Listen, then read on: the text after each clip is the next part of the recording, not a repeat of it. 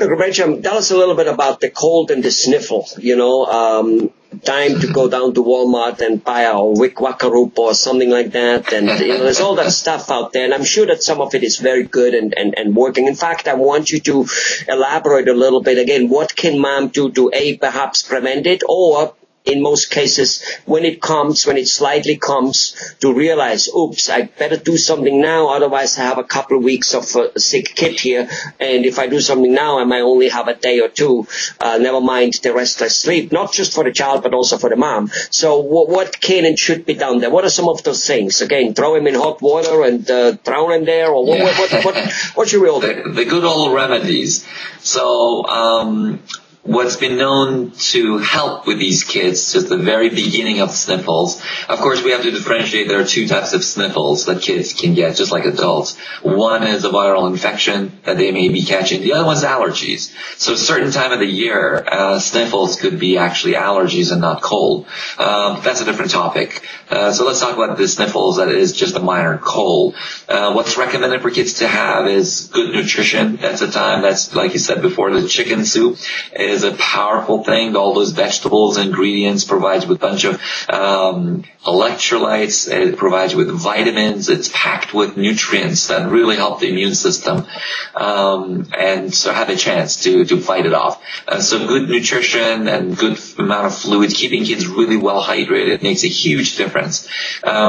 We do recommend parents to do a few things at nighttime. Can I interrupt you here? When you say hydrated, sure. Can I interrupt you? When you say hydrated, would a Coca-Cola be the same than a glass of water? Of course not. This is we recommend our fluid of preference is water.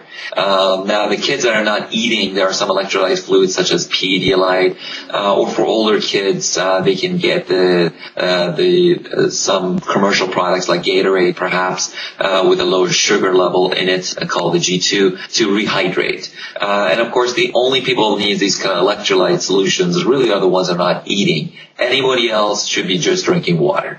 And sodas, of course, are really bad for cold because the amount of sugar in there and all those artificial flavoring and coloring, they can just make things absolutely worse and not certainly better. But it is important to stay well hydrated with using water, of course, along with electrolytes in case kids lose their appetite and they need some nutrients to get some energy level. So back to the nighttime remedies that I was mentioning earlier. The humidifier, again, providing that moisture or warm bath, certainly before bedtime, but running a humidifier at night really does make a difference for kids to be able to breathe easier. It just doesn't allow that mucus in their nose to dry up.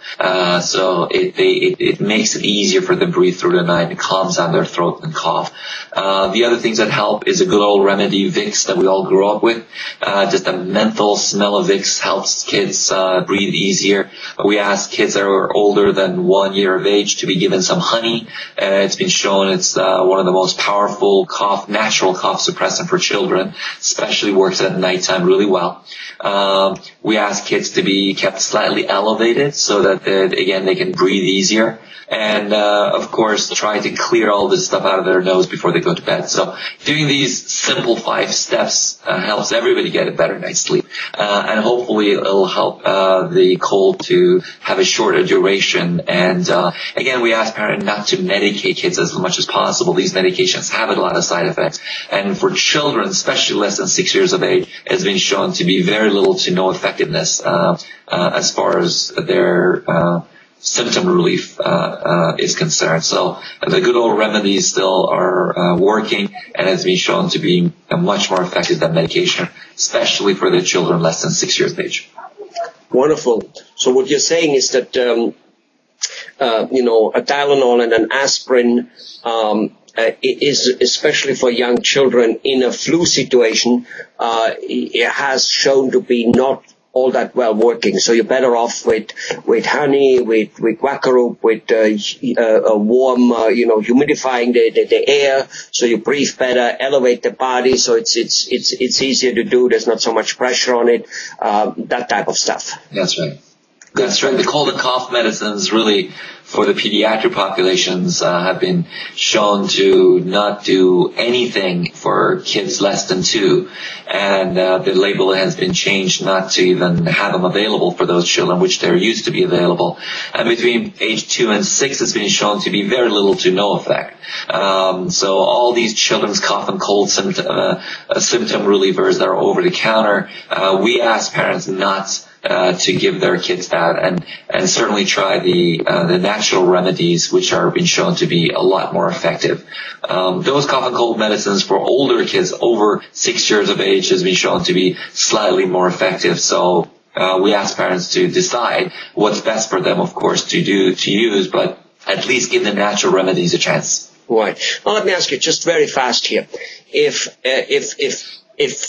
it hints to me that you're saying some of those colds simply come about or they can be helped out with good nutrition. So the question is, do we have a lack of good nutrition, and is that a potential reason that we get more colds than we otherwise would get?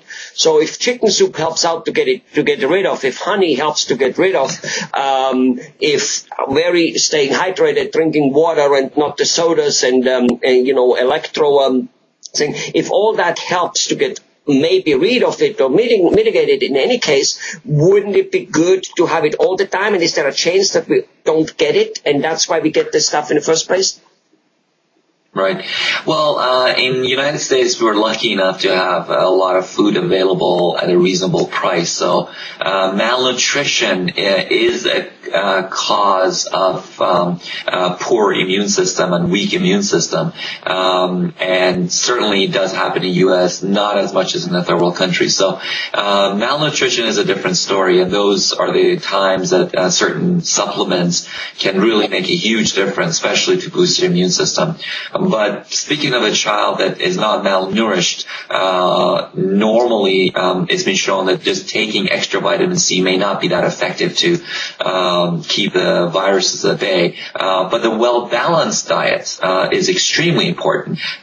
So staying away from the cookies and the candies and the cakes and having our vegetables, for example. So we need to get a rainbow color of foods in our system, helping our body get all the nutrients naturally, rather than trying to supplement with these vitamins in an artificial way. Right, and that's what I was hinting chicken soup does. Yeah, that's what I was hinting at. I mean, it's very obvious that very few people in America are really actually undernourished, but misnourished may be a different thing. Like, for instance, we talked about the chicken soup a little bit, and there is probably a difference to picking up that, and I'm not against the Chinese here at all. There's that Chinese soup, but there is no real chicken in it. There's nothing in it. There's only chemicals which give it the flavor. So that's probably a different thing than mom actually taking a few chicken legs, putting it in the water, and cooking it, because that's what would make a chicken soup. And of course, homemade stuff goes a long way, but the stuff that you buy in the store, the problem is that you use excessive amount of salt for flavoring and for shelf life. And that's where the problem lies, because a child that may be slightly dehydrated already needs extra fluid with a little bit of salt, not the other way around. So it is important to, if at all possible, to make this more of a at home rather than buying it with a prepared processed type of food. But it is a great mixture of proteins and vitamins and vegetables. So for kids that are maybe losing their appetite because of their cold already, it really packs a very healthy dose of nutrients, which should help their immune system stay strong. Thank you very much, Dr. Pejham. Thank you very much.